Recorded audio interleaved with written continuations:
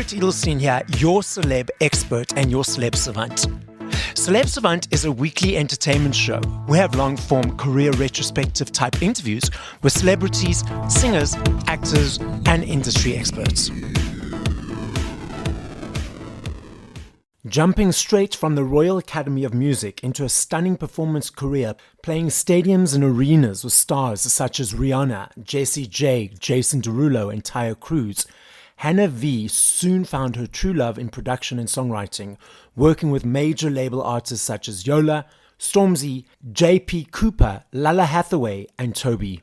In 2018, she scored her first gold certified album from producing and co-writing on J.P. Cooper's Raised Under Grey Skies, and in 2021 was part of the writing team for Yola's Grammy-nominated album Stand For Myself. A familiar face at recording studios across Germany, America, and in the UK, also including the iconic Abbey Road. In 2022, her version of Rihanna's Diamonds featured in the highly acclaimed second season of Bridgerton. She has been nominated twice for a Music Producer Guild Award. As a member of the Ivors Academy Songwriting Committee, Hannah regularly judges categories in their annual awards. Beyond her musical accomplishments, Hannah V remains committed to using her platform for social change. She passionately advocates for inclusivity, diversity, and the empowerment of marginalized voices within the music industry. Hannah's work to support female artists within the industry has ranged in the last year from working on female-only albums to selecting, mentoring, and producing 3 new female artists at Abbey Road under the DHL Fast Track campaign, and participating in various female-only writing camps with labels such as Motown. This year has also seen Hannah travel to Cape Town regularly to collaborate with and support disadvantaged emerging artists in their creative journeys. Up next, live in studio, we have got Hannah V. So, Hannah V, live in studio with me on Celeb Savant today. Yes, sir. Hi. Hi. So nice to meet you, and I'm so grateful to have you on this show today. So tell us, how are you doing? I'm doing great. Thank you so much for having me here. It's my last few hours in Josie, my first time in Josie. After this, I'm going to head to the airport, back to Cape Town, a couple more weeks, then back to London. So yeah, I'm good. Thank you. So now let's rewind. Yes. All the way to the very beginning. The very beginning. So what age did you realize, cool, I want to be in the entertainment industry? And how did that journey roll out and accumulate to where we are today? I don't think it was a conscious decision with me. I took piano lessons when I was a kid. I went quite the classical route, as in, had classical piano lessons. I entered competitions. I was quite good at it. School I went to school in Berlin, but I went to an international school, an American school. So we had an amazing music program there. So the teachers realized that I was quite musical. So I started playing in bands and orchestras, accompanying singers.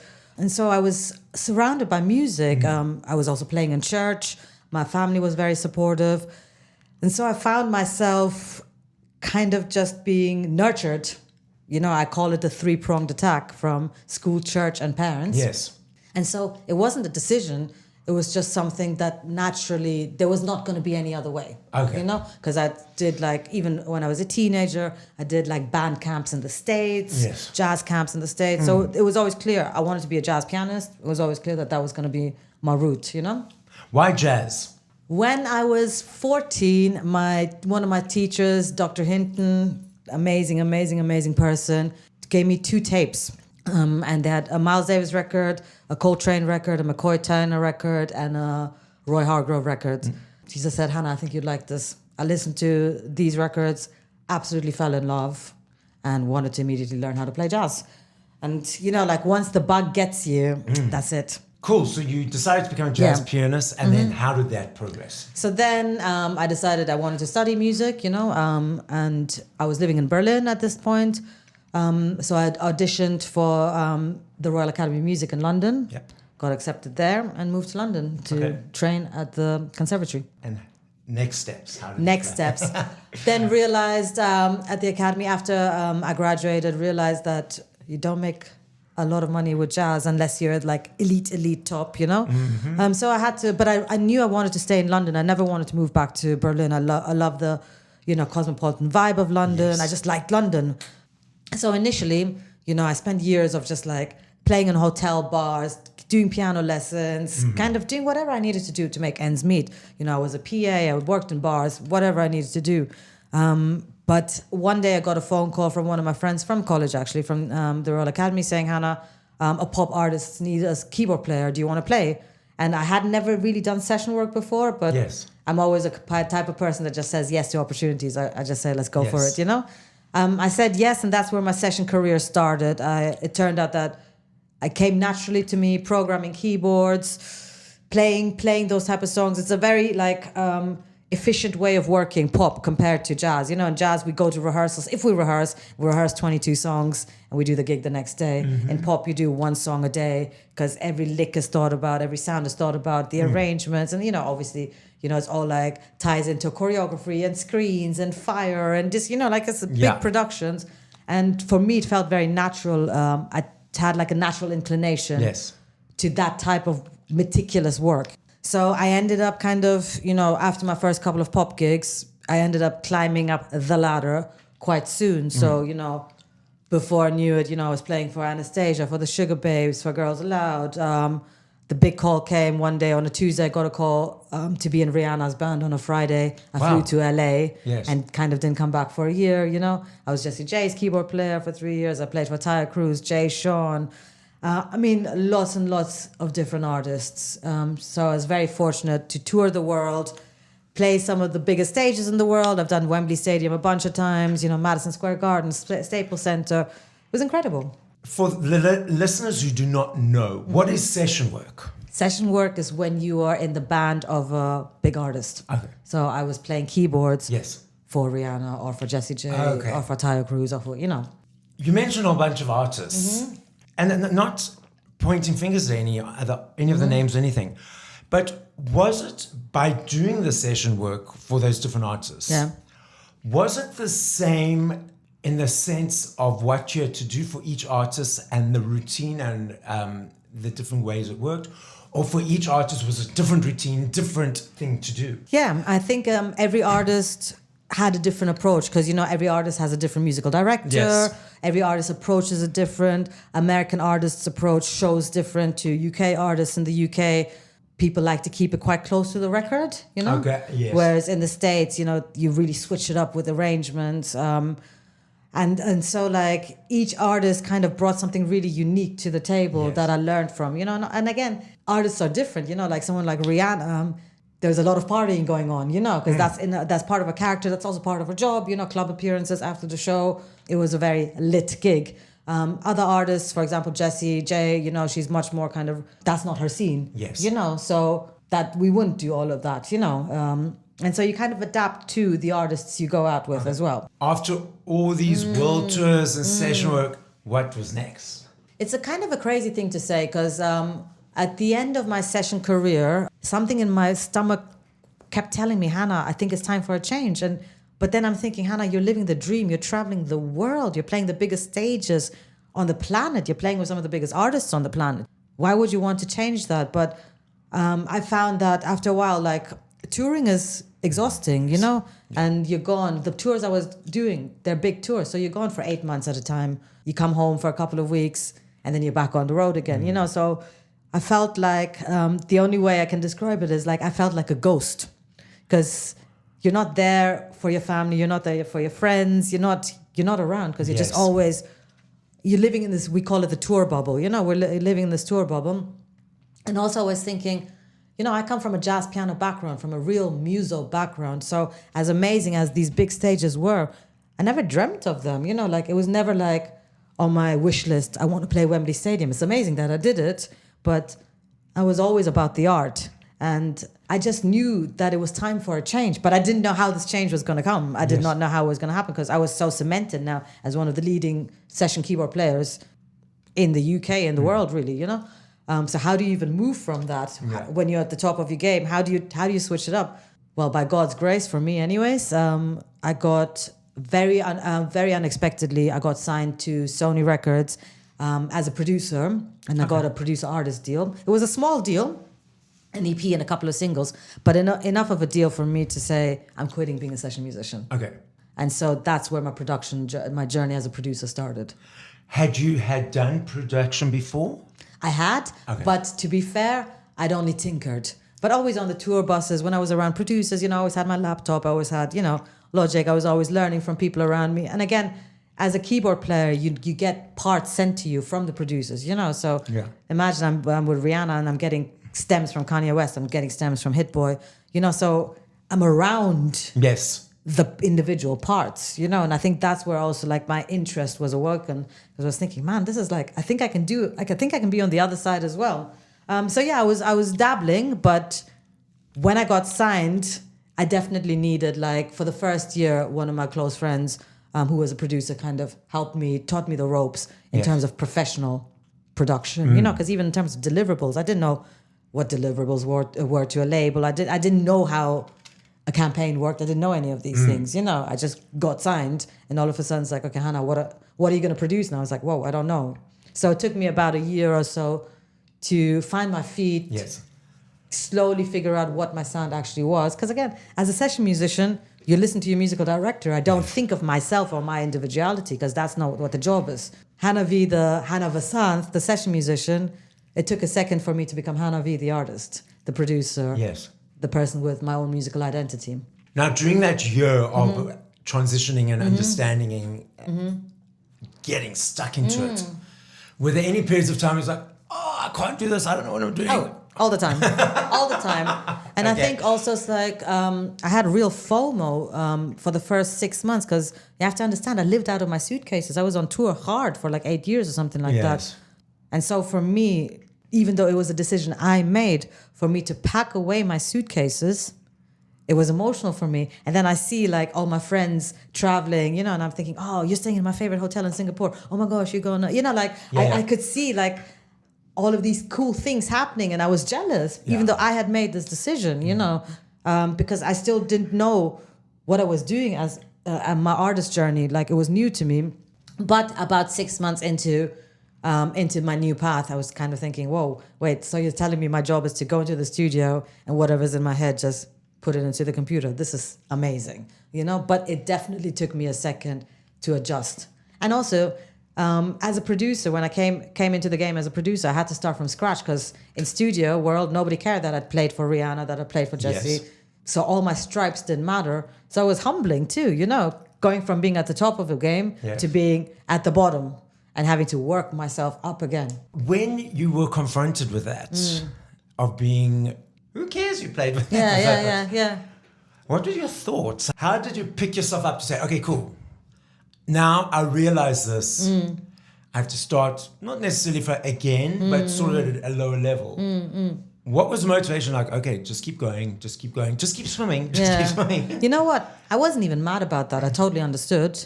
And I knew that for me to become as good of a producer as I'm a pianist, it's going to take time. Okay. I spent my whole life practicing the piano. So for me, that was just part of the process. It didn't get me down. I didn't expect to immediately be at the top of my game. I was surprised initially, because it had been a while since I'd been a beginner in something, So those were new emotions. But then I was just like, well, just keep my head down and become good. I have to become good, The only way through it is through it, right? Love the segue. So what is good in production? Let's dissect that.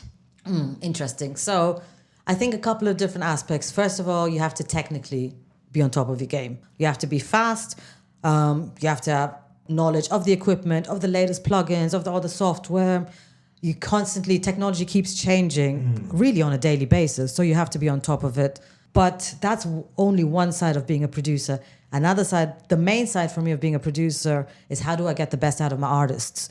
Each human being is different. Each artist is different. So I have to suss out within 5 minutes of meeting an artist. Are you the shy person? Are you loud? Do you need to, have a drink first? Do you need to go outside and talk first? Are you ready to just get cracking because you're experienced in the studio? How do I get the best out of you? How do I get the real you? That is my job. Nobody teaches you that. People skills, empathy, being able to read a person and being like, okay, you're this kind of person, so I'm going to do this and this and this and that. Because I always like challenging my artists and getting something new out of them. I always ask them, what haven't you explored? What sound haven't you explored? Let's try it. You know, maybe it'll work, maybe it won't. But that's like my space. That's where I thrive. You know, like let's take risks. Let's dive into, do you work in all genres? Or what are your favorite genres? So no, I think I consider myself a specialist producer. Okay. I love working, and I think this is because of my background in jazz. I love working with singers, people that can sing, people that technically, emotionally are at the top of their game. I thrive on that because I know how to work a voice like that. I love people with a story. That's really important to me too. You know, do you have something to say for real? You know, I like making meaningful music. So I work with a lot of singer-songwriters, but I also love working with rappers. I love working in R&B, in hip hop, and, you know, like in harder sounds as well, you know? It's a broad definition of what pop music is, but you won't necessarily find me like making dance bangers because I only make the type of music I listen to, and I'm picky about what I listen to. How does it work when you, for an artist, do they approach you or do you approach them, or is it a combination of both? There's different ways of how artists link up with me. I mean, we all have teams, you know, so maybe it's management, maybe it's through labels, maybe it's through publishers. At this point, you know, I'm close with a lot of the A&R, so they'll just be like, Hannah, we've got a new artist and we're going to send them to you. Want to see what you do? But a lot of it is also through socials, you know, like if I hear someone that I like, I'll just hit them up. My friends recommend me artists. So it's very much, there is a big part of it is word of mouth and just like reaching out organically, very organically. Yes. So you mentioned earlier about the technology and things changing all the time. Yeah. I love me a CD. I love this. You have like holding the booklet, the pictures, all that kind of stuff. For me, it's an energy exchange to the artist say, thank you. Thank you for your hard work. Thank you for your creativity. Thank you for uplifting me with your music. I'm very grateful, and I'm not sure if you're aware, CDs, cassettes, vinyls making a massive comeback. Yeah. We've also got these digital platforms. What are your perceptions of each, and is there a preference for you that you enjoy working with? No, you know what? I just move with the times. And I'm not even mad about streaming anymore because that's just the world we live in, you know? And I have to adapt. You know, for me to sit there and kind of think about the good old days, it's not going to work, you know? I just need to constantly adapt. This is where we're at. Technology is where it's at. Streaming is where it's at. Income from streaming isn't great. So I make very calculated decisions about who I go in with. I'm at the stage in my career where even if somebody's amazing, I can't just go in with you just because you've got an amazing voice. There has to be a team behind you. And I don't like that is the way it is. But ultimately, this is how I pay my rent, right? Yeah. So I have to look at the bigger picture, you know, like, yes, you're amazing, that's a given. But then do you have good management? Do you have publishers? Are you maybe signed? If you're not signed, you know, do you have a good team that you work with? Because in this day and age, I think it's something like 80,000 tracks get uploaded every day on Spotify. Exactly. So how is my work with the artists gonna cut through the noise? Exactly. And just good music alone isn't enough. Yeah. You know, we do have to have an infrastructure around us. And so I have to make decisions based on people's surroundings and their teams. It is what it is. And are you still signed with Sony? No. Okay. Yeah, so that deal was about 2-3 years. Okay. But it taught me so much. It taught me how to be an artist. It taught me production skills. It taught me about campaigns. And so now I feel very comfortable working with major label artists. I feel very comfortable working with independent artists at the beginning of their journey. I'm kind of comfortable in any room. And so you're not signed to anyone, you're working for yourself? Yeah, yes. Working for myself, okay. Yeah. Mm-hmm. You mentioned the technical side. So when you first started, was there someone to teach you that, or was it YouTube? No, you know what? I learned from watching people, and I'm so grateful that I had that, because you don't know until you see it. You need to see it. And even YouTube tutorials and stuff like that. For me personally, I need to see a producer working with an artist. Totally, yes. I need to see it. I need to see the process, and I need to look at the computer. I need to look at the shortcuts, you know? And then you can ask questions. Real time. Yeah. And that's how I learned. And again, I was very fortunate that I had amazing producers around me that I was either touring with or that were my friends, where I just ask questions. I'm not afraid of asking questions. I don't care. I don't care if I look dumb or not. You know, like I will ask. Like I'm hungry for knowledge. I've always been that person. Yeah. And so that's how I learned. I learned by sitting in the back of studios and asking questions. What's next? Oof. I don't do the what's next thing. Oh, okay. because my career path, my life has been so unexpected and crazy, and there's so many twists and turns. Even this whole South Africa thing. I came to South Africa in January with my parents to Cape Town on a holiday. Loved the place. Came in March for a month, not knowing anyone, to make music. I didn't know anyone. I had no studio. I knew nothing. Yes. You know, made amazing songs. Came back now for another month, you know, to make more music. And like, I'm loving working here, you know, and I travel a lot in general with music and with production. And stuff like switches, you know, like I could get a call tomorrow saying, Hannah, we need you to cut an album with so-and-so in some part of the world. Yes. And then I'll fly over. I just feel very fortunate that this is my reality, you know? Like I work with incredible artists. I make amazing music. I get to see the world. I get to meet people from different cultures. I get to learn about different cultures. It's just a dream. You mentioned about being called to do an album. So do you generally do albums, or do you do singles, or do you both? And which do you prefer? I do both. Albums take a long time. Singles I can turn around from beginning of writing the track. I can maybe turn it around in 2 weeks, you know? Okay. Albums, we're talking 4, 5, 6 months. But being part of a body of work is amazing. Yeah. There's something about that. And there's also something special about, I just finished an album with an incredible Tunisian artist called Emel Mathlouthi. It's coming out next year. We started in New York, then we continued in Paris. We worked on it in London. We worked on it online back and forth. And, you know, the project is amazing. And it took us months and months and months and months and months, you know.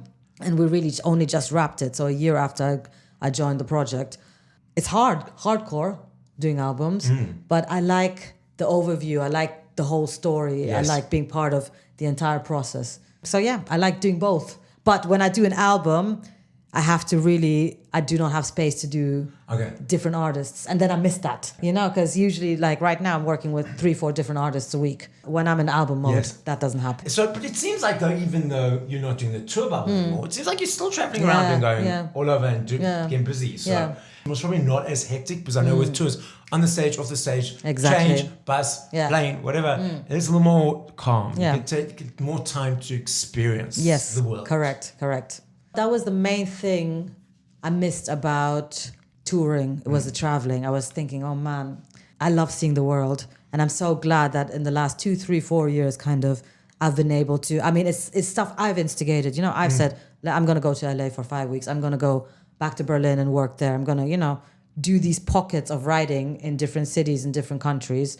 And it's working out really well for me because I think I've never been the type of person to be too scared. Just drop me off and I'll figure it out. Yes. You know, I'll make it work somehow. Yeah, you talk to people. You meet people. Yeah. I love this game. I know if I had to ask you this question in 2 days, 2 minutes, 2 hours, 2 years, I understand and I recognize your answer will be different every single time. Go on. Because there's thousands of them. Yeah. If you had to push play to 5 songs by other artists once we finish this conversation, what would those songs be and by whom?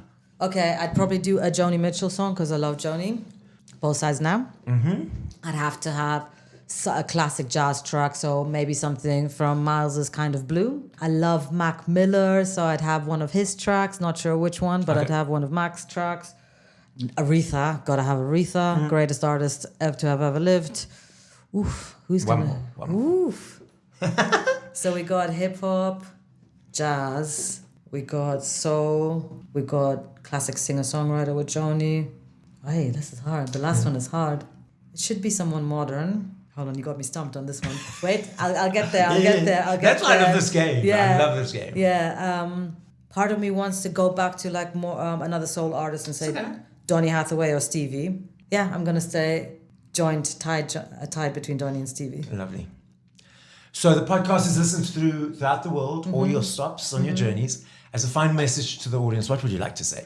It took me a long time to figure out where I fit in my job, in the world, as a person. But that's part of the process. So trust the process, keep going on, and be patient with yourself, be patient with the vocation. It'll all click into place. And when it does, it's a beautiful feeling.